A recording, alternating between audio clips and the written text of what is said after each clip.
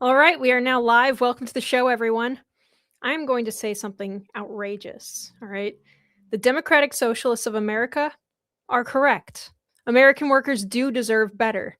But better won't be achieved by the policies that the DSA promote. No worker finds the American dream easier to achieve when his commute is wildly dangerous because the police have been abolished.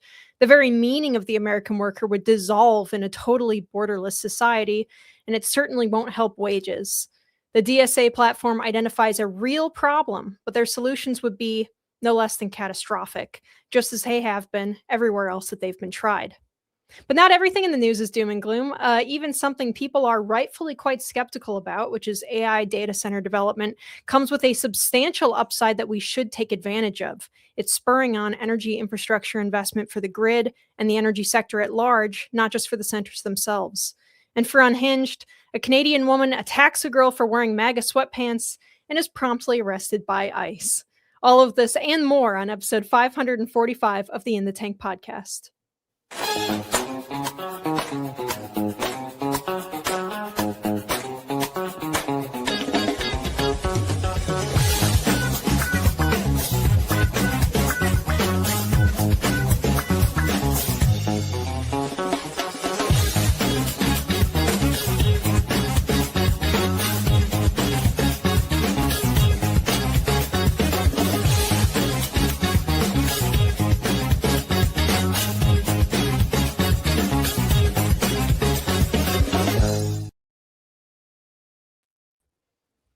Alrighty, welcome to the In the Tank podcast, you guys. I am Linnea Lukin, your host, and as always, we also have Jim Lakely, Vice President and Director of Communications at the Heartland Institute, Chris Talgo, Editorial Director and Socialism Research Fellow, and of course, Sam Karnick, Senior Fellow and Executive Editor of Healthcare News at the Heartland Institute. Before we get started, if you want to support this show, you can go to heartland.org/inthetank and donate there. Please also click the thumbs up to like this video, and remember that sharing it helps to break through some of YouTube's suppression. They still hate us, and apparently they still hate a lot of conservative channels, which is crazy because you'd think in the year of our Lord 2026, YouTube would have gotten their stuff straightened out, but they have not. Anyway, even just leaving us a comment helps too. And if you're an audio listener, you can help us out by leaving a nice review. I see some people in the chat already, so that's terrific. And I also see some new people in the chat. So if this is your first time here, welcome. I'm going to launch us. I'm going to skip our normal chit chat unless you guys have something that you very badly want to talk about before we start the show, but I have a feeling we're going to go long again if I don't get us started. So I'm going to jump us right into our unhinged topic today, Canadian crazies. Do we have a drop? Nope. Okay. Well, all right. So Not the Bee, which is the Babylon Bee's real crazy news website, reports ICE detains Canadian accused of slapping a New Jersey girl for wearing MAGA sweatpants. A 33-year-old Canadian national named Caitlin Tracy, Caitlin with a Y, by the way, was living her best life in New Jersey. That is, until she spotted the ultimate trigger on the Point Pleasant Beach boardwalk, two teenage girls in patriotic sweatpants. Tracy took issue with two of the beachgoers, who are minors, wearing patriotic colored sweatpants with the words Trump and ICE. Police say that she walked up to one of them and slapped them across the face while recording herself doing it. So the New York Post reported that video surveillance captured the alleged assault before Tracy left the scene, but she was identified by police, who obtained an arrest warrant for her. She was arrested on Monday and charged with endangering the welfare of a child, simple assault, harassment, and obstruction, according to court records viewed by the Post.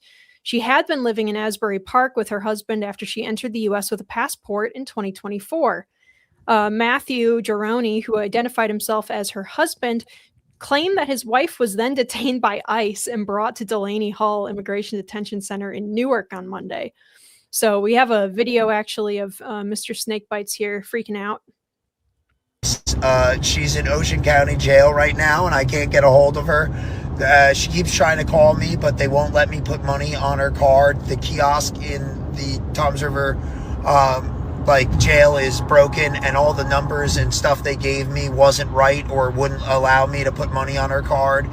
And ICE is coming there to pick her up. I need an immigration lawyer. I need help. I don't know what to do. I don't have any money. I'm so fucking broke.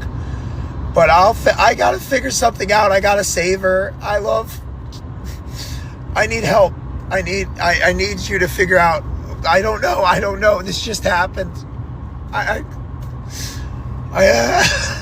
need help. I need my wife. I don't want her to get hurt. I don't want to see her get. I don't know what to do. I don't know what to do. Yesterday, July 13th, my wife was detained by ICE and brought to Delaney Hall in Newark, New Jersey. This is my attempt to reach out to any news outlets, especially local ones to New Jersey, like News 12 New Jersey or NJ.com, or any journalists or reporters that are local that want to hear our story. My wife is a Canadian citizen and I'm an American citizen. We've been married for a little over 3 years, and I'm just doing anything I can to get her story heard and bring any help to and attention to her situation so that I can get her released, even if that means back to Canada. My main goal is the safety and well-being of my wife, and that is about it. I don't care what your opinions are of me or the situation. That's kind of irrelevant. All that matters is her safety and her well-being. And if anybody would like to talk to me, please reach out here. Right. I also have an Instagram. So, it would be one thing. You could almost feel a little bit bad if someone was just having a real bad day and they snapped and they punched someone, so they went to jail. That happens to people who are otherwise stable every once in a while. That's not the case in this situation. As it turns out, this person and his wife have quite the social media history of violence and wishing violence on other people and celebrating violence against their political opponents. And they have very little empathy, ironically enough, coming from the party of empathy, right? For people in difficult situations that are not their political allies. So it is a little bit hard to muster any sympathy whatsoever for this guy. Yeah, here's a screenshot from one of his either Snapchats or TikToks saying, praying the entire Trump family gets cancer, and I mean everybody, like little kids. So that's nice of him. He's also got videos celebrating the murder of Charlie Kirk up online still. All of this stuff is going to make it very difficult for his wife, even if she wasn't being deported, to get any kind of an appeal that it was an accidental attack or something. Also, she filmed herself, so there's that. But Jim, low impulse control can indicate, problems with your prefrontal cortex. And you can treat that with medicine and sometimes with therapy. But I have a feeling that both of these people are already seeing therapists and are probably also on different types of medications, and it's not helping. No. Look, I mean, we call this segment Unhinged, and we never run out of material.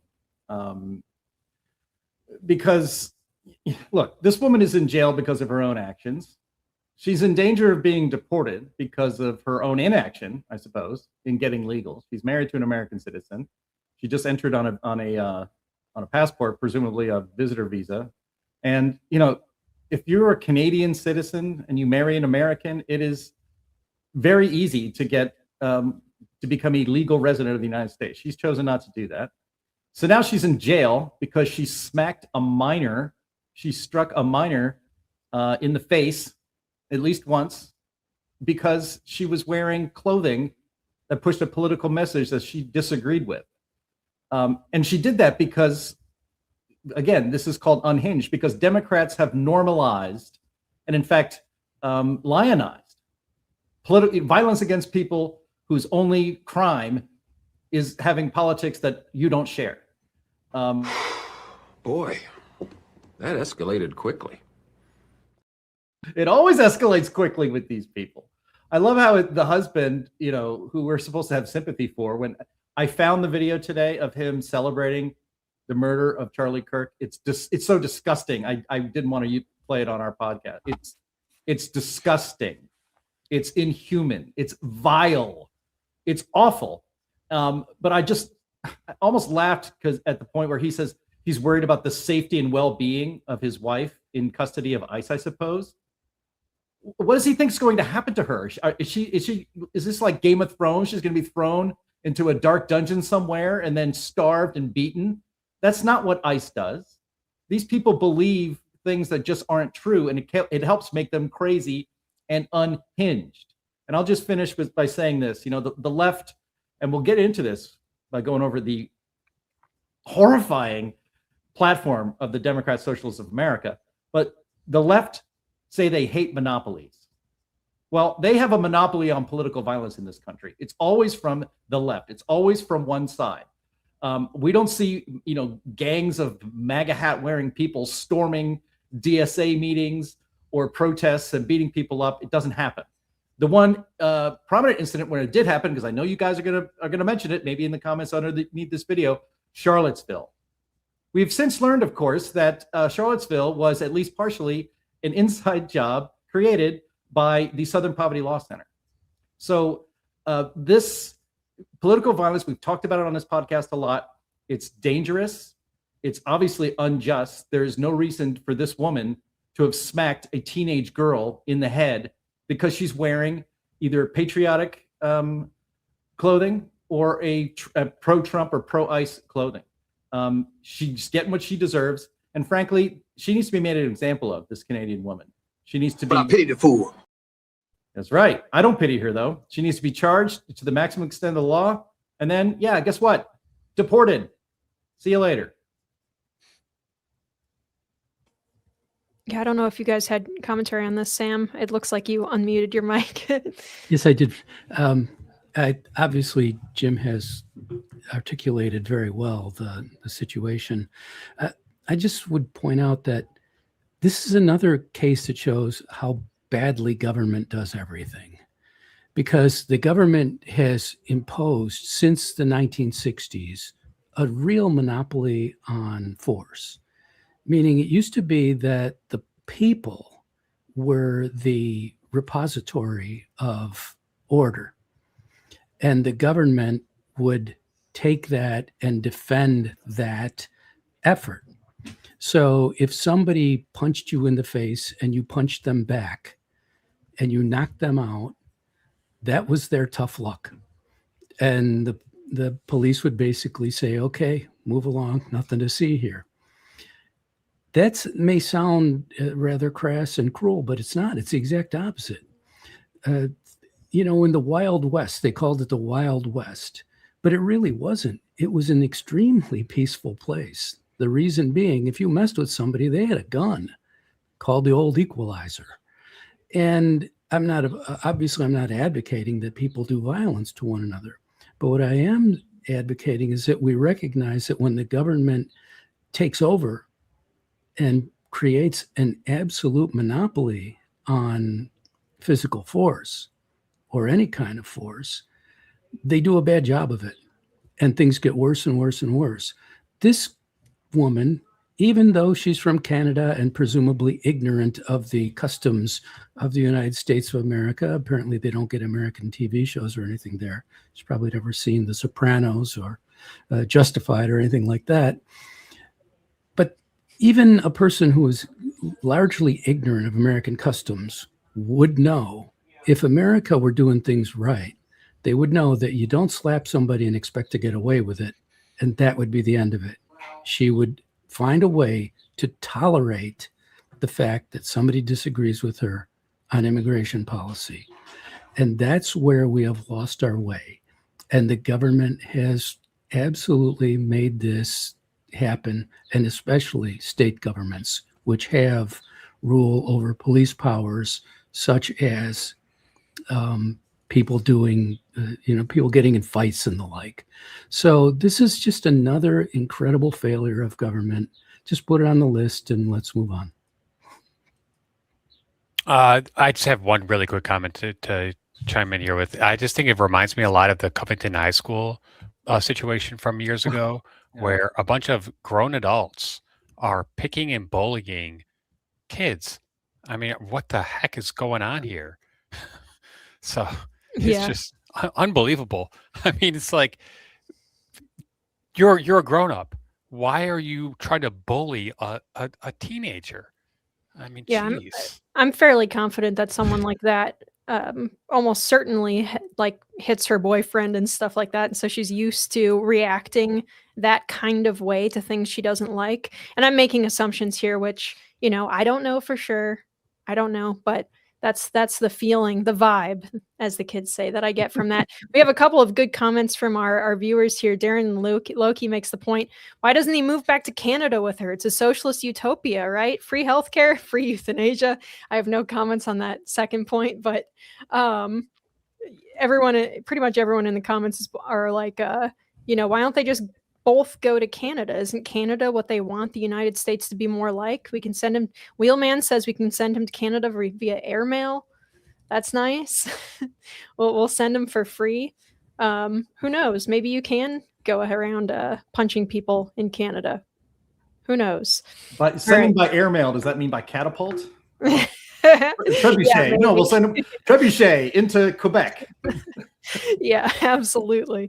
Oh man, yeah, and I guarantee too, the poor guy, he says he's having a hard time affording an immigration attorney, which is interesting because his wife has been here for a couple of years now illegally, and they should have been saving for something like this. It's not. Wait a second. How can he not afford that? But he went to the Yankees game and he's got a Yankees. I mean, geez, last time I checked, going to a Yankees game is pretty pricey. So I don't buy that. Yeah, exactly. Well, it's not always cheap to immigrate here the right way. If he's really strapped for cash and somehow he's just magically getting these Yankees tickets, they could have invested in something. Maybe he's stealing them from little teenagers, beating them up and taking their Yankee tickets. He's stealing lunch money, but there is a good way that he could take a teenager's lunch money and turn it into something that could become more money in the future, and that would be by doing something like investing in precious metals. Here at the Heartland Institute, we trust Advisor Metals over all of those other guys. You'll hear on all sorts of different shows in conservative and even just emergency prepper spaces like gardening channels. They'll give you ads for buying precious metals. They're not wrong that they're a good investment, but you want to be careful about who you buy them from. We definitely trust Ira Bershatsky over at Advisor Metals above everyone else. Ira is the managing member of Advisor Metals and the owner. He has decades of experience in precious metals and is the only person in the physical precious metals industry who has the Commodities Futures Trading Commission federal registration. Boy, that's a lot of words. What does it mean for you? Well, it means that everything Ira or a member of his team says to you has to be factual. There's no sketchy sales pitch or bait and switch. Ira is held to the highest ethical standards, and there is full transparency at Advisor Metals, obviously way too lacking in other places nowadays. If you want to diversify your investment portfolio and your savings. If you are planning for retirement and are concerned about economic uncertainty, if you want a tangible asset that is easy to buy and sell, you can secure your assets with a wide range of physical precious metals by getting in touch with our friend Ira at Advisor Metals. Ira will make it very easy for you. Please visit climaterealismshow.com/metals, and you can leave your information for Ira and get started with investing in precious metals and expand your current portfolio. Go to climaterealismshow.com/metals. When you talk to Ira, make sure that you let him know that we are the ones who sent you. That helps us while you're helping your financial future by diversifying with precious metals at Advisor Metals. And please don't actually invest like stolen high school students' lunch money into these metals. That would make everybody sad. All right, I'm going to move us along here to our next topic. I didn't want to spend too long on that. AI and infrastructure. So there's a good report out. I highly recommend everyone goes and reads it. If you have a subscription to the Epic Times, I wanted to share this with you. Wherever you land when it comes to AI data center issues, this is important stuff. This is the opportunity to fix something that has been broken and getting worse for a long time. This is inside the race to fix America's gas pipelines amid the AI center boom. All right, hang on. Beneath the hills of Appalachia lies the nation's largest natural gas producing basin, yet many of the pipelines needed to move this vital resource are operating near capacity. And not just there either, I would add. All over the country, we're operating at near capacity. Demand for electricity is growing faster than it has in years. Data centers accounted for just 50%, which is a lot for one, industry, but still it's 50% of that demand growth in 2025. In the famous data center alley of Northern Virginia, energy giant Williams Companies is expanding its Transco natural gas pipeline system, while developers are proposing to build gas-fired power plants adjacent to data centers to bypass traditional grid interconnections. Enlarging the support network for ramped up natural gas production involves far more than just installing and replacing pipes. Systems require stations that maintain the pressure to move gas over hundreds of miles through processing plants, storage facilities, and metering stations. They also require connections to power plants, factories, export terminals, local distribution networks all over the place. Industry experts say this infrastructure network must continue modernizing to improve reliability and reduce supply bottlenecks. An analysis found that the United States needs to add around 34,000 miles of new natural gas pipeline and increase transmission capacity by 39% by 2052. Existing natural gas infrastructure is showing its age, and rising costs are making both expansion and proactive maintenance difficult. So you have all these pipes that are made out of bare steel, cast iron, and wrought iron. They're some of the oldest energy-related pipelines operating in the United States today, and they are very outdated. Many were installed more than 60 years ago. And here is another big benefit. Employment in oil and gas extraction in the United States decreased by 7% between 2022 and 2024, dropping from 152,000 workers to around 141,000. Moreover, as the energy sector grows, the current workforce is aging faster than workers can be replaced. And I can, as myself, I can confirm that this is definitely true on any given work site that you go to in the oil field. They say 50% of existing energy sector employees are 45 or older. Goldman Sachs estimated there will be a need for more than 750,000 new workers in power generation by 2030. That is terrific, you guys, if we can fill that need with American citizens. It's not just the electrical grid that's being held together with duct tape and wishes and hopes and dreams, right? It's the same for many of our major industries. I was reading the comments under this article in the Epoch Times, and it's actually crazy. The same people on our side of this who complain that our infrastructure is rotting are upset that new stuff is now being built and that it costs money. But and this is my little spiel here, you can't just patch things forever. Do you want fewer pipeline leaks? You need to replace them with updated materials. You can't just patch them. You want lower energy bills long term. You need to build more gas plants. You need more export terminals. You need more storage, all of that. We need to be thinking long term on energy infrastructure. Modular nuclear can't do it all on its own. It cannot. Even then, you still need to build the transmission infrastructure for nuclear. Jobs, energy independence, having control. This is a big one, though. Having control over our data processing and storage instead of China having it all. Sam, this is important stuff. I've seen people on our side of this issue generally saying, why can't we just build these data centers in China and India and have them, have all of the problems that come along with building major infrastructure, and we can just reap the benefits of the AI stuff without having to have the infrastructure. And that's the opposite of what you want. That's a terrible idea. I don't want the physical building where all this important stuff is kept being in China, our geopolitical enemy, on all counts that matter. It's an extremely foolish idea. And a big part of this is the sort of default position of Americans on the left and the right has been, let's keep America clean. Let's keep it clean. Let's not have anything that might spill a bit of rusty water or something on the ground. This is an extremely clean country. Our air is clean. Our water is clean. Our land is clean. There are always going to be problems here and there. But on the whole, the environment of the United States is in terrific shape. And the reason it's in terrific shape is very simple. We are one of the most wealthy places in the world. We are so prosperous. And being as big as we are, we have a whole lot of wealth that can be put to good use where it's needed. And we've done that with our environment. We've taken great care of our environment, and we need credit for that.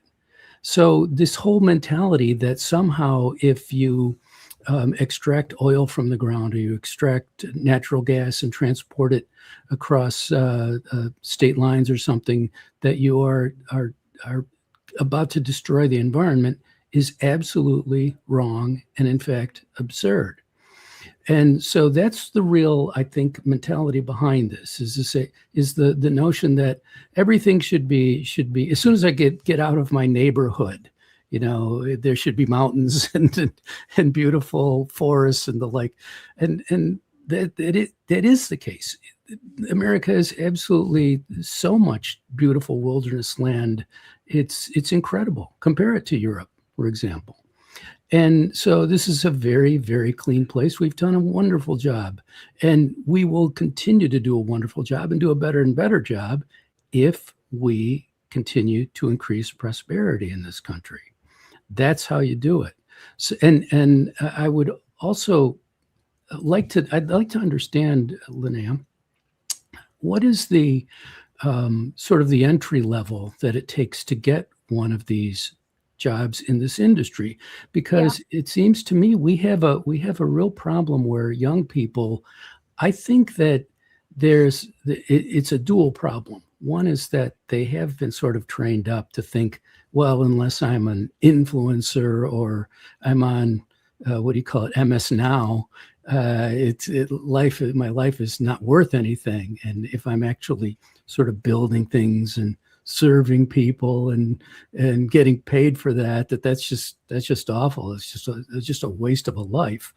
And so that is a big part of it. But also another big part of it is, I think, because we've had such changes in the economy, and very positive ones in the production of goods and services, that a lot of people don't know where to go and what to do. How to get the good jobs, and a good job to me is one that pays well and is relatively safe, and will put food on the table and a roof over your head. That's an old-fashioned thought, perhaps, but I think it does ring true. So my question is, where the industry seems not to be able to get these younger people to work there. What's happening? Yeah. Sure. Is there something wrong with the wages that they're paying? Oh, well, yeah. I mean, there's a lot of problems with the industry right now, especially if you go and work for a bigger company like I did. So the job that I had, the entry, like bottom level job, version of the job that I had, 15 years ago didn't even require a high school graduation like diploma. Now they want a college degree for it. So part of it is the devaluation of college degrees in general, just because everyone has one. So now all these different companies want everyone to be super, super degreed up in order to do any of the work. So part of it is the big companies' fault. I think you could probably still get your foot in the door at smaller companies. And people who grow up in areas like Louisiana, West Texas and stuff have a much better opportunity of getting into that, just because it's all around them and they know people who are multi-generational oil field people. The wages are not what they used to be, but that's always kind of the case with the energy industry, especially in oil and gas. As the cost of oil fluctuates, so too does your ability to have a job in it. I mean, there's always been kind of a couple year cycle of mass layoffs and stuff. And so everyone, gets prepared. I remember when I was in school, one of my professors for an intro level petroleum engineering course had told us day one, you need to be sure that you can handle, if you get a job in this industry, the idea that you could be laid off at any time and there's nothing you can do about it. So for some people, that level of volatility is just unacceptable. For the type of work that does not require a college degree in the oil field, you have to be willing to put up with a lot of BS. You have to be willing to sometimes like just work in pretty unfair conditions and be worked kind of like a dog, honestly, in some areas. You have to be able to put up with stuff and kind of have a stiff upper lip and just deal with it. But you can, if you stick with it, you can still make like terrific money. But you really do have to stick with it. And it does have a pretty high washout rate, but the washout rate tends to be higher among people who are degreed. When they hired me on, the person who hired me was like introducing me to some other people at the office, and someone else said right to his face, right with me standing right there, "I thought you weren't going to hire any more petroleum engineers because they leave."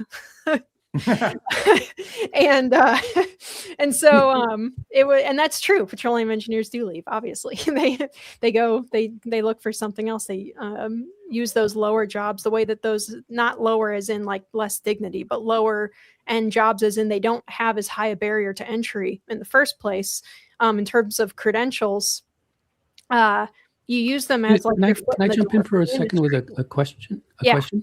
Hiring people with college degrees would seem to be counterintuitive in that industry. If the employment is volatile, people with college degrees are paying back on student loans. Yeah. And so they would be extremely sensitive to that volatility. And that's what the like people at the hiring manager and stuff level and the people who are, actually working in the field will tell corporate, but corporate doesn't want to hear it because they want to be able to say we have the most credentialed workforce in the world or whatever.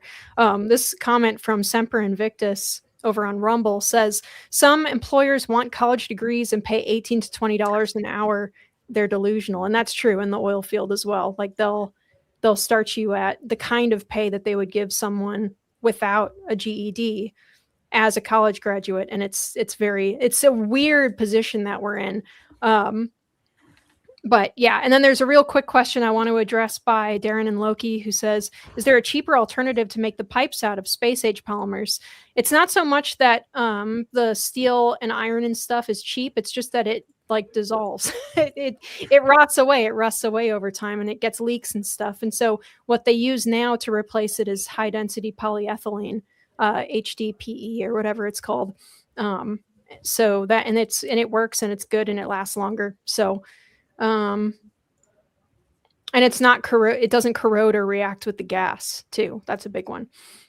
Yeah. So I will leave the floor open if Chris wants to comment on anything of this, but yeah, it's difficult. But there are lots and lots and lots of opportunity. If they have to have 750,000 jobs to fill, they're going to loosen standards and there are going to be more opportunities. So this is about the AI spurring an energy revolution. To me, that means that we need to completely disavow the Green New Deal and the green transition because those two things cannot coexist. We need, and I think the administration has been doing a really good job of this, especially the second term here, of making America dominant energy again. We are, we're fracking, we are pumping oil, we are just doing everything that needs to be done to make energy as bountiful as possible. I think that is obvious. I think that, with AI coming in en masse and to scale, we are going to need reliable, abundant, affordable energy. The Heartland Institute has a very simple way to do this. It's called ARC. And I would think everyone who uses AI or who wants to use AI in the future should be on board the ARC bandwagon, because that is the only possible way to ensure that we are going to have enough power generation to run our air conditioning, data centers, and all the other things that so many Americans take for granted. Just real quick, the World Cup, it's almost over. I can't believe France lost, whatever. Argentina, wow, they might do it again here. Go Messi. All those Europeans who have come to America, what has been one of their biggest surprises? How awesome air conditioning is. We take it for granted. And I think we talked about this last week or the week before, that the amount of prosperity that we have, the amazing living standards, is all predicated and built upon abundant energy. If we forego abundant energy for this stupid GND, which is exactly what the DSA wants to do, and I know we're getting to that big time in the next couple of minutes here, we're committing economic suicide. It's literally as simple as that. Yeah, I'll maybe wrap this up here. I mean, the energy industry is obviously the most important industry in the United States. Yet, even if you took out the data center needs completely out of this discussion, our grid is a mess. It's vulnerable. As Linnea pointed out reading that story, pipeline construction is woefully inadequate for natural gas. And we have spent so much of the last decade, instead of shoring that up, building intermittent and expensive wind and solar when we should have been building more gas, more coal, and more nuclear power. A sensible energy plan, if executed over the last decade or so, we would have surplus capacity to handle the data centers and then build more. That is what you do if you run a restaurant. You're never going to run out of plates, or you make sure that you don't run out of plates. But here we are running a country where we're going to run out of energy, or at least stress it so much that prices spike and disaster happens. And it's the most important thing in industry in this country. And again, we've taken our eye off the ball. And it's all because of climate alarmist nonsense, all of it. And this is even more insane when you consider the generation of power by conventional, dense, always-on sources, which is coal, gas, and nuclear, has been done more efficiently and cleaner in the United States than anywhere else on Earth. There was no ecological or environmental reason to transition away from any of it. It was a political decision. It was an ideological decision. And now, guess what? We're dealing with the very real world consequences of those stupid decisions. And then just for AI centers, I mean, Elon says, and maybe in the next 5 years or so, and who's to say he can't do it, he wants to put AI data centers in space powered by the sun. I mean, that sounds crazy. It sounds awesome. But he also figured out how to catch a rocket falling from the sky with a pair of chopsticks and do it over and over and over again. So yeah, I actually believe that Elon Musk will probably build an AI data center in orbit of this Earth within the next 5 years. Mark it down. Just one last thing on this point. So I'm a ComEd customer. I think, Jim, are you a ComEd customer as well? Yes. Okay, so yeah, in Illinois and Linnea, and Sam, as you know, you don't have a choice. My ComEd bill last month, because we did have some very hot days, was $100. That should not be the case for a 2-bedroom apartment. And I'm not there very often, and I keep my thermostat at 78 degrees when I'm not there, and it still costs me $100. So that is the problem. People on the East Coast are like writhing in fury at you right now, Chris, for daring to complain about $100 if they're on those other renewable portfolio states.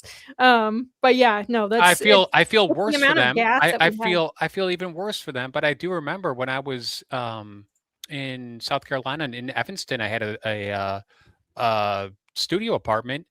I'm almost positive on this. I never paid more than $20 or $30 per month for my electricity bills ever. And now it's $100 a month. Yeah, I'll say in the summer mine is pretty high, and then in the winter it goes to like nothing because I just don't turn on the heat for most of the year. So, yeah, no, that's definitely true. We have a couple other questions I want to grab real quick here. Yeah, John says, Linnea, you would know, how long do you think a greenhorn would last out there wildcatting with all that machinery if they haven't been taught how to use it correctly? Their life expectancy is under a month. Well, they don't just, if you're a person without a degree or whatever, and they're throwing you into the oil field, they're not just going to like send you off to the rig site day one. They actually give you a week or two of like safety training and stuff before you will even step foot on a well site. You're actually, you know, like OSHA regulations, you're just straight up not allowed to be on site without the right training. So I thought you were going to say they give you a week or two to get your affairs in order. yeah, no, they give you a week or two to figure out, you know, to make sure that your will is written and everything. Um, yeah, we've got yeah, and then engineer guy says, should we route gas lines to data centers to power their own electrical generators? That's what they're doing. They have, I mean, and that's not new either. I said last week on the Climate Realism show, we've always had what are called captured power plants, which are power plants that are specifically for a particular industry. They're privately run and owned. They're not necessarily connected to the main grid. That's normal. And that's probably what they're going to do with a lot of these mini nukes. And it makes sense. And it won't make your bills go up, probably. So that's good. But here, the main point of this segment, though, that I wanted to make was that this infrastructure investment, if we are able to get these private companies like Google and stuff to invest in fixing our transmission lines and our, you know, our pipelines and stuff, just so that they can also make little off branches to their own sites, that will be an overall benefit in the long term. Yes, and Linnea, you know, the whole Green New Deal push has really, really receded very much. And the whole anti-growth push, especially anti-energy growth, has really receded. And to me, the reason for that is very obvious. It's that they're not getting paid by the government anymore to do this. And we really have to appreciate how many intersecting gears are going on in these social movements. Just real quick, I am a big fan of burying transmission lines. In Linnea, in South Carolina, where I live, because it was kind of it was like a newer community, almost all the transmission lines were buried. Here in Illinois, they're almost all, you know, old school. And whenever the wind blows too hard, or, you know, you get ice on trees, what happens? I mean, I've been lost power many times, several times, in bad storms in the last couple of years here. So I wish that they would do a huge push to put the transmission lines underground, because that would almost, you know, make it impossible for people to lose power. Yep, absolutely. Yeah, unfortunately, I wasn't able to have buried lines. I mean, they're buried going to my house, but the ones going to the island, there's only so much you can do. Oh yeah, when you're yeah, on an yeah. island. Right. So Right. unfortunately, my power does flicker when the wind blows. But all right, so I'm going to move us on to our main topic today, which is that the Democratic Socialists of America platform is actually worse than we thought. I think. I mean, it's worse than I thought. I knew it was going to be bad, but this is really bad. All right. So this week, the Heartland Institute released a press release reacting to the Democratic Socialists of America's political platform. Recall that these candidates are winning primaries over normal Democrats, insofar as any Democrat is normal. The Democratic Socialists of America, the largest socialist organization in the United States, released its 2026 platform, Workers Deserve More program, on July 14th, as it seeks to build a future without capitalism. The political and economic system under which we live is built on private ownership and profit at all costs, the DSA contends. The Republicans are in on it. The Democratic Party is asleep at the wheel. Both are funded by the same criminal class of billionaires and war profiteers. Thus, to achieve a classless society and a world without war or poverty, the DSA has written this program, outlined below, for ending capitalist oligarchy and creating real democracy. The DSA platform contains three main pillars: thriving working class communities, working class foreign policy, and working class democracy. To create so-called thriving working class communities, the DSA supports, and I'm not going to list all of them right now, but I encourage you guys to go to our press release, and also probably also to the DSA actual site, and you can see like that they are really serious and they are very crazy. But their first point that we have listed here is expand public resources to support recreation, learning, and social spaces accessible to all. Establish paid family leave for all workers, a 32-hour work week with full pay and benefits, a living minimum wage, provide free public education from pre-K to college, and cancel all student debt. They also say healthcare for all, guarantee universal healthcare, no cost to individuals, including complete access to reproductive and gender affirming care. Make all medical education and training public and free. Housing for all, build new publicly owned social housing, strictly regulate investment properties, and establish universal rent control. End mass incarceration and policy immunity. Demilitarize the police departments, disempower police unions, the only union they don't like, by the way, and redirect funding to public services as steps towards fully abolishing the police and prison system. That sounds great. Feminism for all. Goodness. For audio listeners, I'm rolling my eyes, but they say socialist feminism fights for queer liberation and the freedoms of all working class women.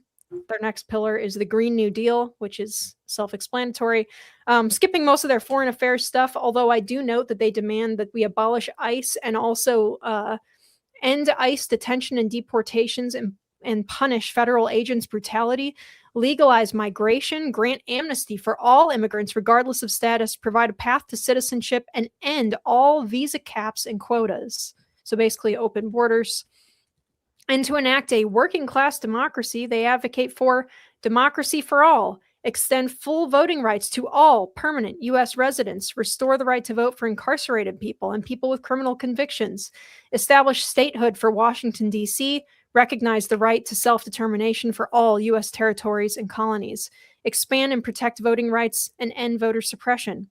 A real democracy. Get rid of lobbyists, dark money, and Citizens United. Publicly finance all elections. Abolish the Electoral College. Replace the president and Supreme Court with an executive and judiciary chosen by and subordinate to Congress. A democratic Congress. Replace the two-party system with a multi-party democracy.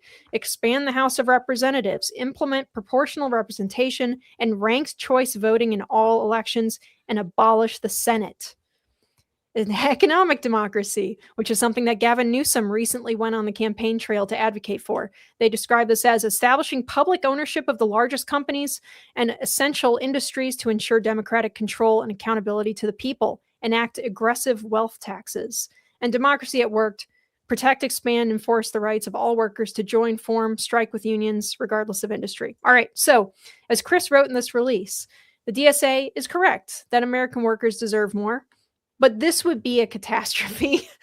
I mean, it eliminates the category of the American worker by the open borders policy. And I hate to be overly dramatic here because I really don't appreciate it. I don't like it when people throw the word communist around super willy-nilly. I think that it's a mistake. I think it dilutes the term the way that calling everything right of center Nazi does. But man, this doesn't sound like just socialism. Socialism doesn't usually push so hard for like classless society or stateless society, and they don't usually advocate right away for a total transformation of the government itself. So, Chris, no offense, but it sounds like some fucking commie gobbledygook. Right? Yes, it does. Chris, this is an actual threat to our entire government and our entire society, honestly. At what point do we or our elected officials like put our foot down? Can we do anything other than hope that these lunatics don't keep gaining footholds in the Democrat Party? Yeah, there's a ton that we can do, starting with education. I'm a former public high school social studies teacher. I saw this happening years ago. Public schools are brainwashing students to think that socialism is good. And Linnea, although you might draw a distinction between socialism and communism, I don't, because Marx himself said that socialism is the preview to communism. So Marxism, socialism, collectivism, Leninism, it's all the same. It's all the same because what it does is it says the individual doesn't matter, the state matters. And that is exactly what the DSA's platform is all about. The DSA platform, they said it. You can go to the website and they say they want to draft a new constitution and they want to have a societal transformation.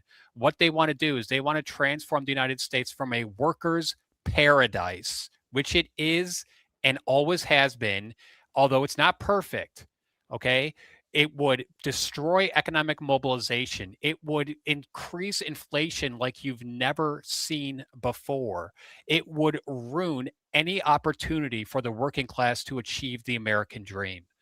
That is just the economic side of it. What about the cultural side of it? Democratic socialism is evil. It's immoral. It's anti-human nature. It's anti-American. It says that the individual does not matter. All that matters is the state. We must teach our children that that is not the way that America was founded. Those are not the principles that we were founded upon.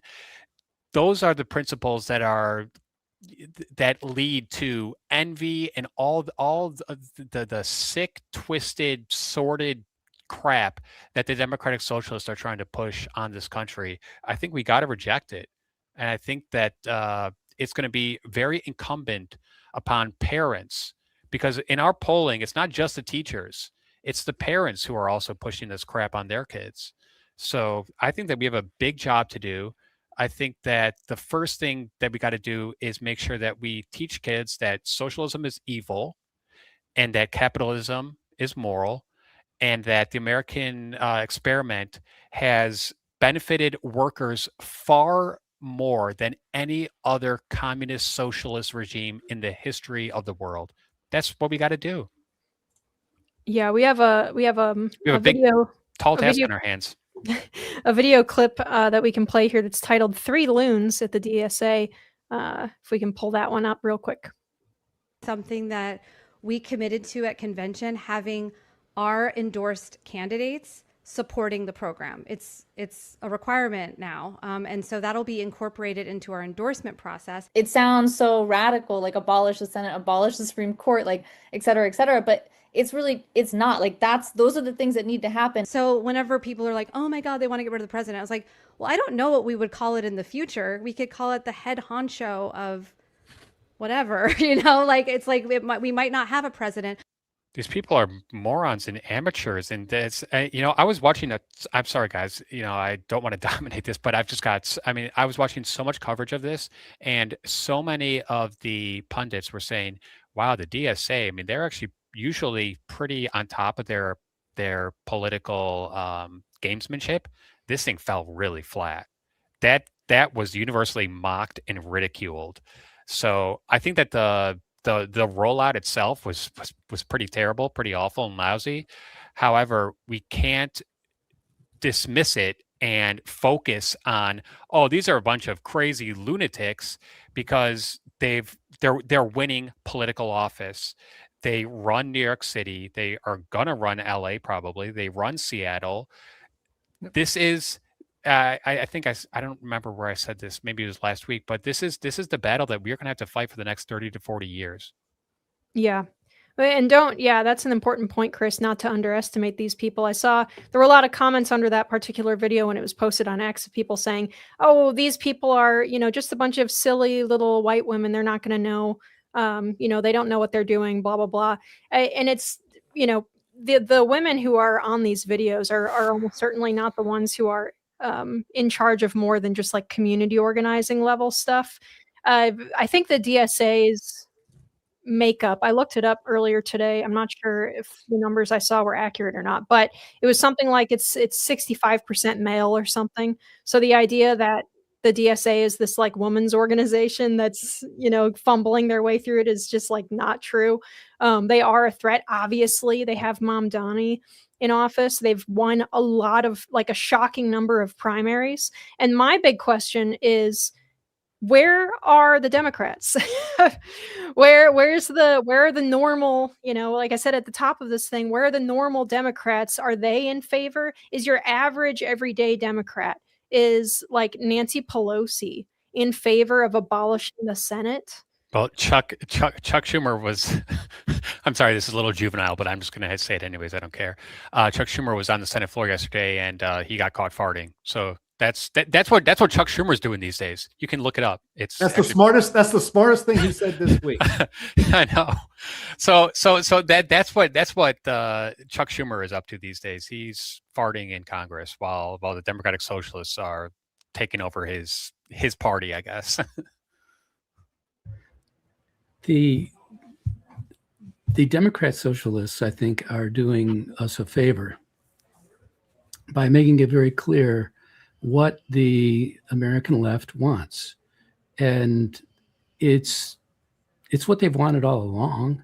They just wanted to get it piece by piece and hack away at things slowly enough and take down the nation just as fast as they can, but only as fast as they can. Democrat Socialists of America are a bit impatient about it. They've never been tested in any way. People like Mamdani and what's the name of the Katie Wilson? Is that the name of the Seattle mayor? I mean, she is absolutely ludicrous. I mean, Mamdani is kind of scary with his slickness, but Katie Wilson, she's ridiculous. She's absolutely ridiculous. She's so far out in left field and with no competence whatsoever that it's absurd. So the Democrats themselves, the main so-called, let's say the main element of the Democrat Party, is terrified of the Democrat Socialists because they're going to destroy that party. We're looking at the Whigs now, which ultimately became the Republican Party. Or hijack it. The slavery. Pardon? Or they could hijack it. Well, yes. I mean, it won't be the Democrat Party, though. It won't be what it was. And my guess is that they would probably change the name because they consider the name Democrat to be as nearly as disgusting as the name Republican. They've said it.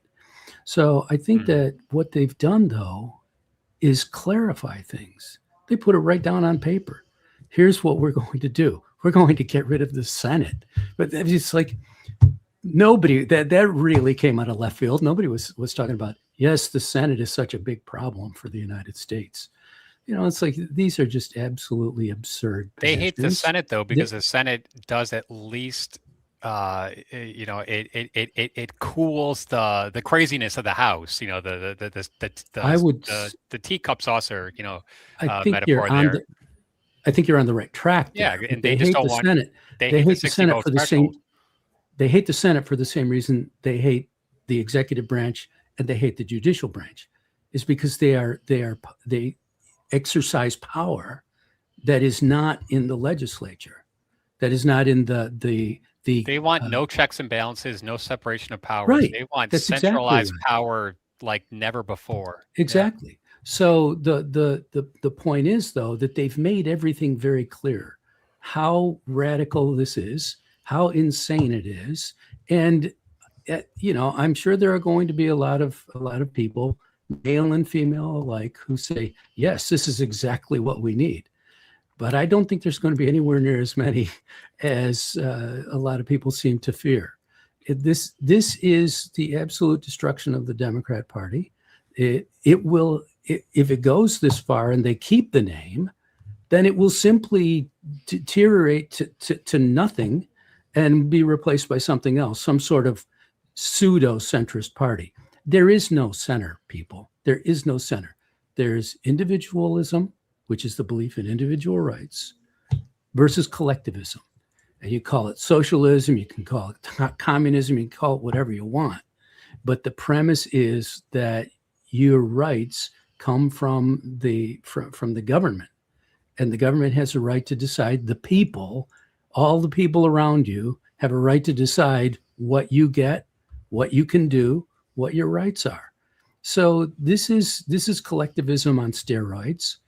And it will, I think it will destroy their electoral prospects. I mean, we're already seeing that, by actions, you can tell that the Democrat Party is terrified of the Democrat Socialists. You can tell that. So there's a reason they're terrified, and they're not terrified because the Democrat Socialists are going to win and they're going to hang on their coattails. They're terrified because Democrat Socialists are going to destroy their movement entirely. Yeah, I think the slow boiling frog thing is kind of getting ruined by the DSA. I mean, Gavin Well Newsom said. has been doing the rounds talking about economic democracy, which is an insanely Orwellian term. I think, do we have the He's clip, for Gavin? ED. How terrible. Yeah, he's for ED. Right, exactly. But and while we see if we can find the clip of Gavin Newsom or not, I have the hard question that I've been seeing pop up a bunch, and is like, at what point does something like the Communist Control Act come into play or become necessary in something like this? Because we can cry, unconstitutional or whatever all we want, but if Sam is wrong and they keep progressing this ideology, using and abusing our current system, which is broken, because it's been abused for so long, the Constitution can't enforce itself. And if we get a majority government of Democrats who believe in the DSA platform, they can just ignore the Constitution like they don't care, and they can just do whatever they want. They would have to amend the Constitution. They couldn't just ignore it. And I that's why mean, I really put a big emphasis on, if you go look at their platform page, it says we want to draft a new constitution. They Right. are just clear as can be about that. The Constitution as it is would not allow them to do almost any of the things they want to do. So they want to rewrite it, and they want to do so with a constitution that does not have the constitutional principles that have made America the awesome, engine of opportunity and freedom and, greatness that it's been. yeah, but But I I think mean, it is essential that you have to take heaven by force if you're going to do that. You're going to have to do it by force, and I'm not Right. sure that that's a winning strategy. yeah, that's fair. Yeah, I mean, Jim, I want you to go. I want you to talk. Hang on, let me look. I'm gonna see if we have the video. Let me see. Go, Jim. Go. okay, yeah. I mean, got to remember that the spirit animals of these people are Castro and Che and Lenin. Do you think they gave a shit what the current constitution of their countries were when they overthrew them and replaced them? No, they didn't. Do you think these people care about the United States Constitution? They don't think anything of it at all. To them, it's a dead letter, and it would be replaced. I joked. It's not really a joke. When I was going through this press release before I blasted it out to places, and Chris had a couple radio hits this morning about this because it's a very important thing to talk about. I just kind of joked that I said I've never read anything more terrifying in my entire life. Now, I'm not a big horror fiction fan, but still, this was very terrifying. And in fact, in that clip that we showed, they made it very clear that if the Democratic Socialists of America are going to smile upon you, you need to endorse all of this program. And all of this program is, as we went over, labor unions are mandatory, except for cops. Screw them. We're going to support and fully employ veterans, but not in the military, which we're going to completely dismantle because we're defunding the Department of War. I guess that's going to be replaced with probably a domestic secret police. There will be people with guns. It just won't be people in the military, and probably not you and me. Make sure to keep that in mind while going to the ballot box. End the blockades and embargoes and sanctions, except, of course, Israel. Israel still, that's all in play, but everyone else, all enemies of America, we're going to end all those blockades. Completely open the borders, which means the United States is not a country at all anymore. If you don't have borders, you don't have a country, period. And they don't want a United States of America. They want a socialist paradise. And so they don't care about America whatsoever. By the way, everybody inside these now meaningless borders gets to vote, including criminals in prison. Isn't that great? This is the things they're saying out loud. Those are very silly sounding women, but they are very quite serious about, and what they're doing is they are openly calling for revolution. They say this over and over and over again. What is revolution other than the overthrow of the government that we have right now and the protections of our Constitution that protects our rights as individuals and free men and women? It's the overthrow of all of that in the United States, the destruction of it all, and replacing it with this agenda. We're going to have real democracy only when we allow just the state to fund and speak during elections. Isn't that great? The state only gets to do that, and that will be in their I don't know, drug-addled minds, the end of all political corruption and legalized bribery. Isn't that nice? It sounds great. Because the Soviet Union was not known for legalized corruption or political bribery. That's right. And then the Electoral College, forget that. Majority is going to rule everything, but after we count all the votes. So don't worry about it. It's all going to be fine. And the whole idea of presidents selected by the Congress with the intent that it is subordinate to Congress, and the same thing with the Supreme Court.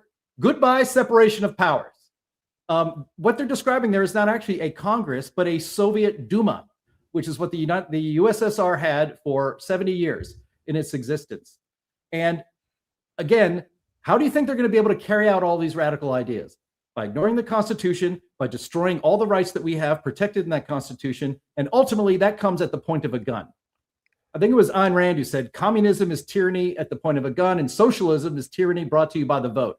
But it's all tyranny because it takes away your freedom and your autonomy, and it treats you ultimately like the cog in a system that only a small elite control. And guess what? You and me ain't in that elite. We are the cogs. And all of this, the reason that one of the big reasons this is getting any traction at all in America and on the American left even is because of the villainization of people like Elon Musk and Jeff Bezos. I got news for you guys. You may not like them, but Elon Musk does not have the power to oppress you or put you in jail. Neither does Jeff Bezos. Only the government has the power to do those things, and government bureaucrats have the power to do it, to oppress you. And they're actually doing it to a certain extent, to varying extents in all levels of government today. But controlling the population is the ultimate purpose of modern government. And government in control by the Democratic Socialists in America is the utter death of freedom and autonomy in this country. Make no mistake, that is exactly what this whole agenda is. And that's why I called it the most terrifying thing I have read in my life. Jim, you just kind of sparked a thought from me. So I read a book called Suicidal Empathy by God Said a couple weeks ago, and it was really, really, really good. And what he does is he makes, the argument that too many people in America, especially today, they think with their emotions and their heartstrings, and they don't use logic and reason and all that kind of stuff. What I think the Democratic Socialists of America are trying to do is they're trying to play on that suicidal empathy. If you noticed, what did they do? They had three kind of good-looking women who spoke softly and talked about, oh, this just feels right, and touchy-feely, all that kind of stuff. Because I think that what they're trying to do is they're trying to portray Democratic Socialism. It is the ultimate empathy. If you care about other people, you love Democratic Socialism. If you're not some sort of crazy individualist, selfish jackass, well, then you're a Democratic Socialist. That is the kind of straw man argument that they are portraying, and it's working to some degree because so many people in America today don't use their brains. They use their hearts. Oh, it just feels like Elon Musk has too much money. Oh, we should just give some to the people who don't have as much. That just feels good. It just feels good. But it's not fair. It's not right. It's not righteous. It's not moral. It's not ethical. It's not sustainable. That is what I really, really am trying to push here, is that, yeah, it might sound good and they might make it, like Jim said, they might put a big smile on it. And, oh, Zoran Mandami, he's got such a good smile. He's just such a nice guy. He just wants to make everything nice for people. No, he doesn't. He actually wants to take people's private property, redistribute it to others who have no reason for it, because he has deemed that you have too much, you don't have enough, and I am the arbiter of all the, of all the material goods in this world, and I know exactly who needs how much. That is just how insane this is. I've been thinking about this for so long, and it's so sad that in the United States of America, we just celebrated our 250th anniversary. The Declaration of Independence was a game changer for all of humanity, and we are even thinking about throwing that all away for this two-bit shitty ideology that has completely just not worked in every single instance it has been, implemented, and has led to the deaths of millions of people, misery, poverty. It's upside down. It's so upside down. Oh, I'm glad you don't have any strong feelings about it, Chris.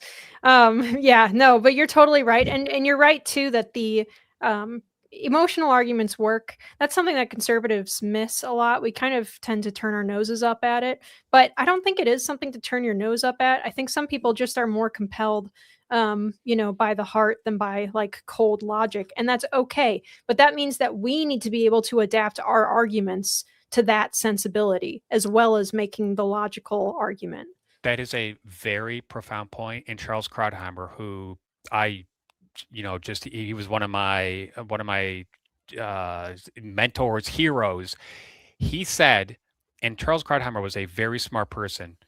He said, when it comes to public policy, as much as you might want to use your emotions and you might want to use empathy, that's never the best way to solve societal problems. The best way to solve societal problems is to always use your brain, logic, reason, and what works and what doesn't work based on past evidence. If you use that narrow definition for the best way to pose public policy, you don't resort to feelings and, oh, this sounds right, this feels right. You say, what's going to make people more free, more prosperous, and give them more opportunities? Free market capitalism under the American system has done that better than any other system ever created on earth. The Democratic Socialists lack humility. They think that they can micromanage the entire economy. They think that they can be godlike. They can't. We're all fallible. We don't have enough information to do anything like that. We're best off when we're left to our own devices, given agency, and let us, like Alexis at Tocqueville said, let us just do our thing. That's how entrepreneurship, innovation, all these amazing things come into being, by voluntary transactions, not by one person or one group of people saying, we're going to micromanage and centrally plan the entire economy. That in and of itself is just such a bad idea. And it's preposterous. Yeah. I mean, I guess my point was just that, you can be as literally correct and as technically correct as you want, but if you can't sell it, then Chris has been replaced with Kamala Harris on our screen there. We don't need Oh, that no. there, I don't think. Um, sorry, everyone. But if you can't sell it, then it doesn't help anybody. So we have to, as conservatives, be able to sell that correct position, because right now they are selling the incorrect position. And here's Gavin Newsom. We have a clip here selling this nonsense called economic democracy. I say it all the time. I believe it as someone who's been deeply involved in the fight for democracy, for our republic, and the fight that brought us to redistricting and the fight here with Proposition 50 in California, that we cannot save our democracy unless we democratize our economy. It is foundational, the struggles of working families, not just working moms, what's happening in this country. The old bargain is dead, and AI is going to finish it off. And we need to wake up to that foundational reality.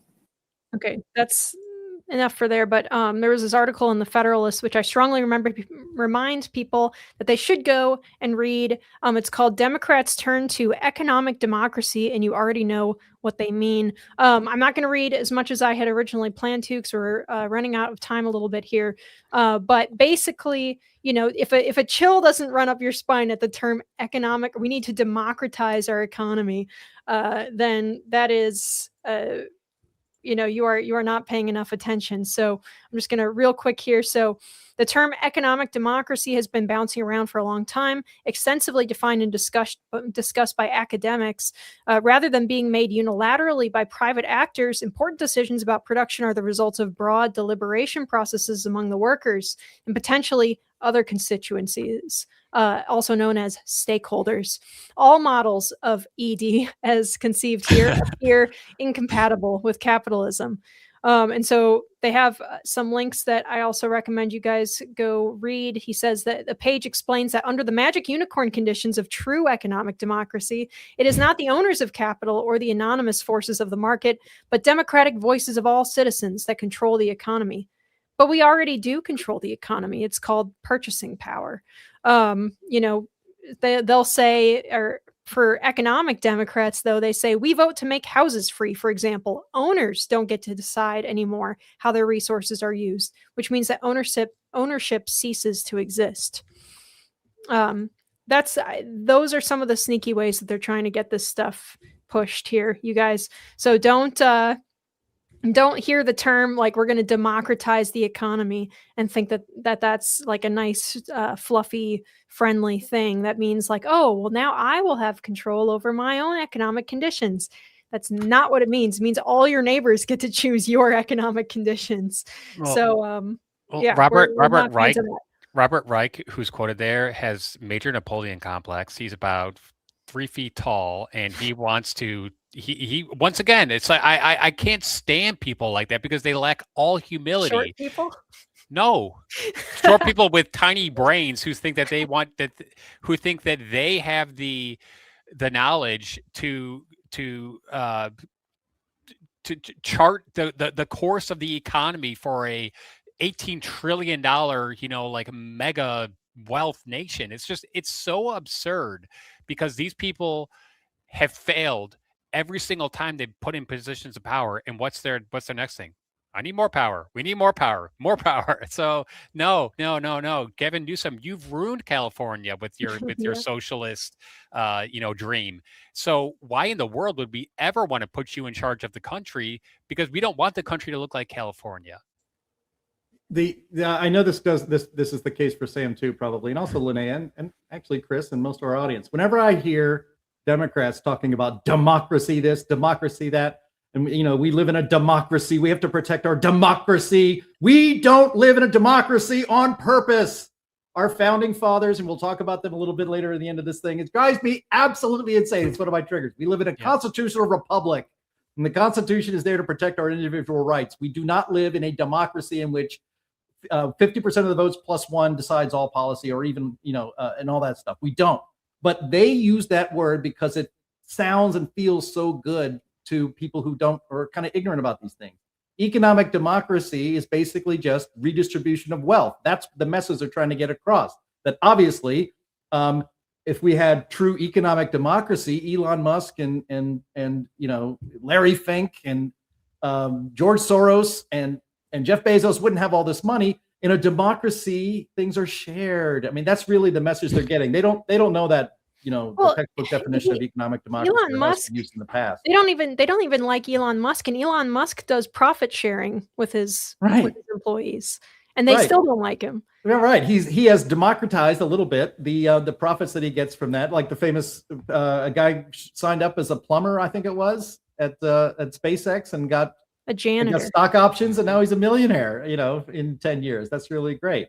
But look, if economic democracy lasts more than 4 hours, you need to call your doctor and probably get your meds adjusted, right? So that's my ED message of the day.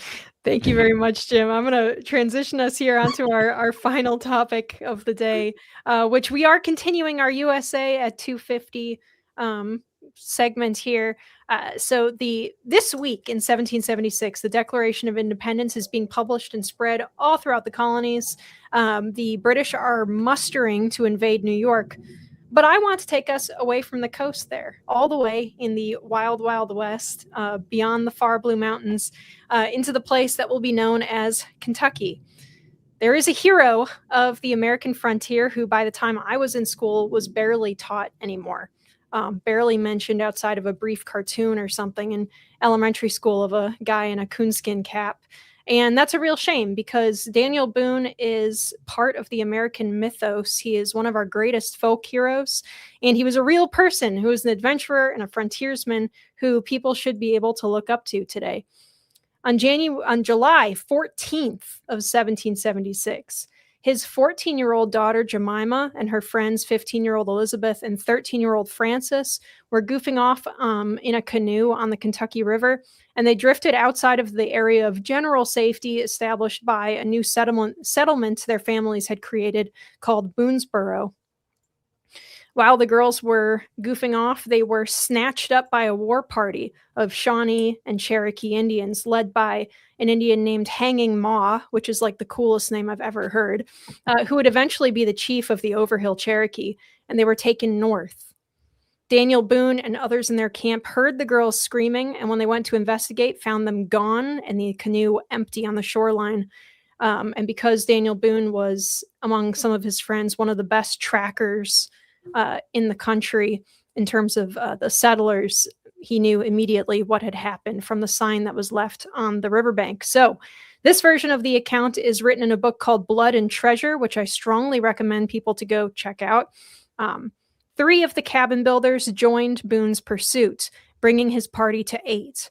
By early on Monday morning, they had tracked the Indians to their previous night's encampment, but from there, the trail went cold. More specifically, several trails went cold. No longer were Betsy's heel marks acting as a beacon, and the bent and broken shrubbery seemed to be more scattered, with no more sign of the shredded handkerchief bits that the girls had been leaving behind. Boone deduced that the Indians were not only sporadically splitting up, but also deliberately laying false sign. All of the paths, in any case, led in one general direction, almost due north towards the Licking and then into Shawnee country. Boone drew his little troop together and told them that instead of running in circles, they'd be better off plowing ahead towards the Ohio. On several occasions, they recrossed the Indian Trail almost by accident, stifling the few mild protests to follow it. Boone kept his company together at a steady jog. But they did eventually catch up, so tomorrow, on June, I don't even know what date that is, not real. On July 17th, the 7 rescuers belly crawled up the rise looking over the Indian camp. One of the men fired into the camp before he got the signal to actually fire, and so everything erupted into chaos. One Shawnee, seeing that they were being attacked, tried to murder the girls with a war club, but was shot dead by Boone and another man, and the other Indians ended up scattering into the brush, and the girls were rescued miraculously, mostly unharmed. This was, multiple days that these guys were tracking a war party through the forest, not knowing how many Indians they were going to run into up the trail. They just charged right ahead to save these girls, who were probably being kidnapped either for, I'll euphemistically say, marriage to other Indians, or possibly for ransom. These men like Daniel Boone, they didn't have like government out there on the frontier or insurance to fall back on. They had no medical care, forget free medical care. On many occasions, Boone lost everything, and I mean everything. If your money was stolen, it was gone. Titles and deeds to land multiple times fell through for Daniel Boone, or were lost, or weren't filed properly or something, so he lost the property and he'd have to start all over again from scratch, over and over. But he, like many who, trailed after his progress into the wilderness, kept on anyway. Being taken care of entirely by the government the way that the DSA wants us to be is not part of our national character. And Chris, I'm sure you're probably a little bit horrified to hear, when I was in school, we really did not learn very much besides the name of Daniel Boone. I cannot say that if I was not interested in history outside of that, or watching, I think that this story is actually the inspiration for Last of the Mohicans. If I wasn't interested in our history, I would know nothing at all about Daniel Boone besides the fact that he was like a frontier guy who wore possibly a coonskin cap.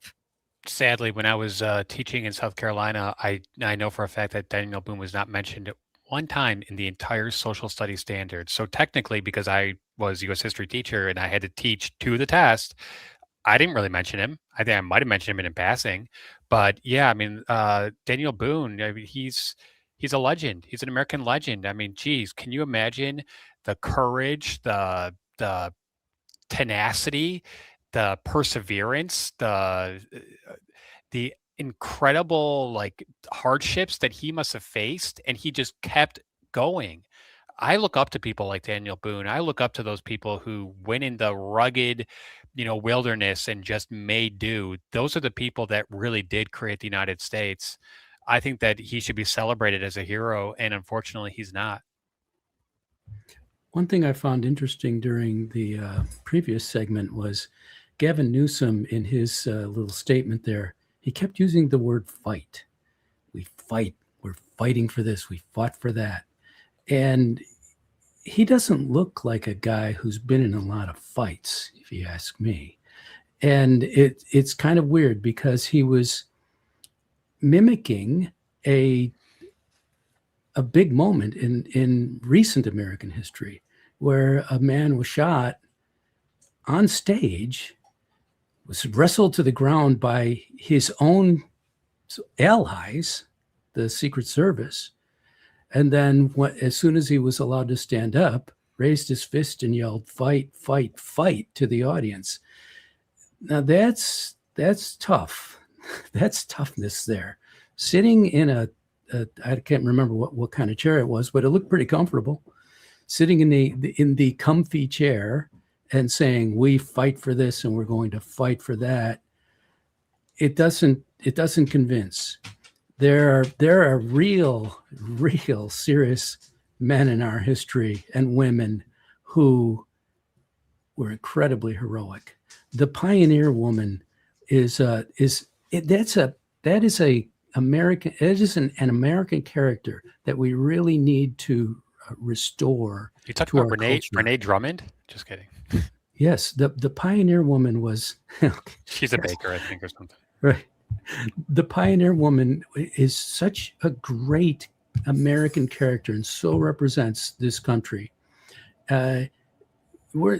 We baby ourselves in one another nowadays, and that's why it's so hard to get people to work.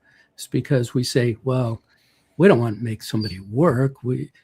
You won't get a whole lot of money from the government, but you'll get enough, more than enough to keep you from having to work. So we've lost that image.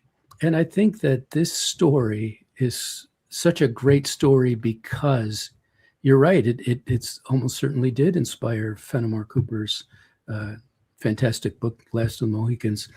And these are people that we should really be emulating, that we should have some courage. And what you said about Daniel Boone, his life, how many times things were taken away from him. He just said, okay, let's get back up and do it.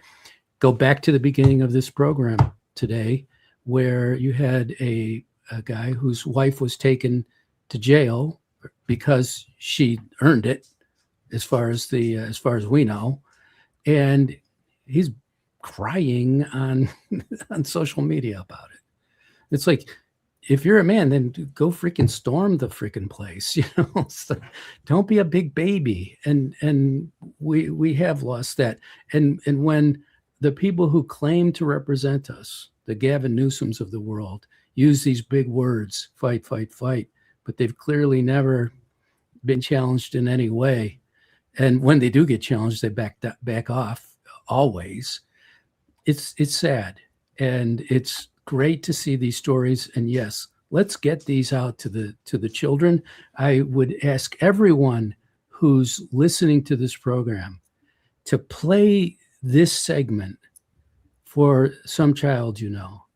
Let them see what kind of heroism that our country is based on, and what kind of heroism that they could emulate and that they could live up to sometime if a test should ever come.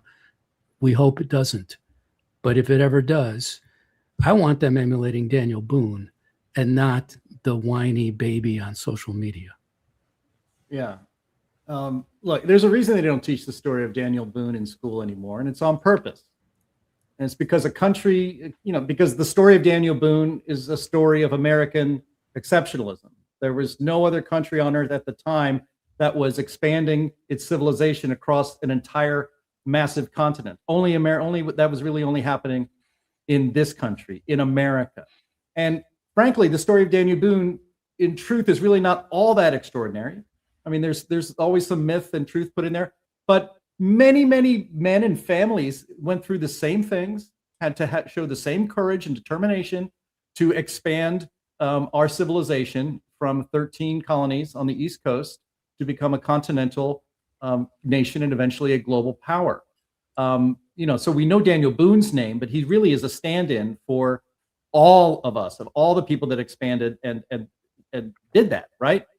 And a confident country, a healthy, confident country, creates a mythos that the people tell each other about themselves and their country.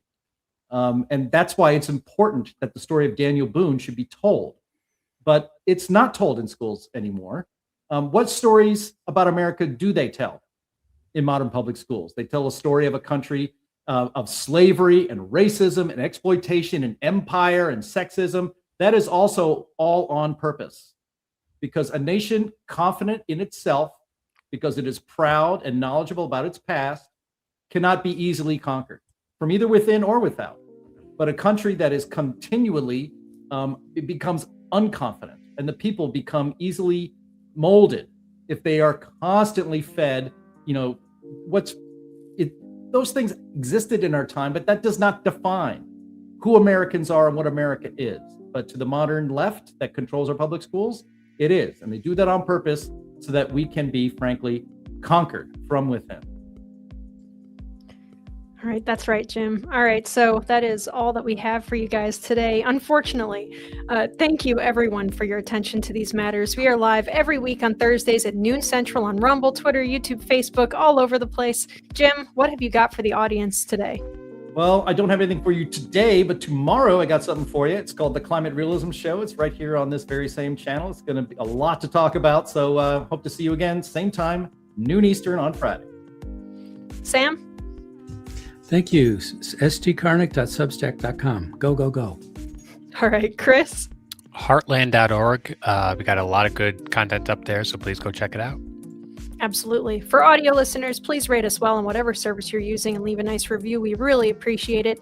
Thank you so much, all you guys, our usual panelists here, for a vigorous conversation once again.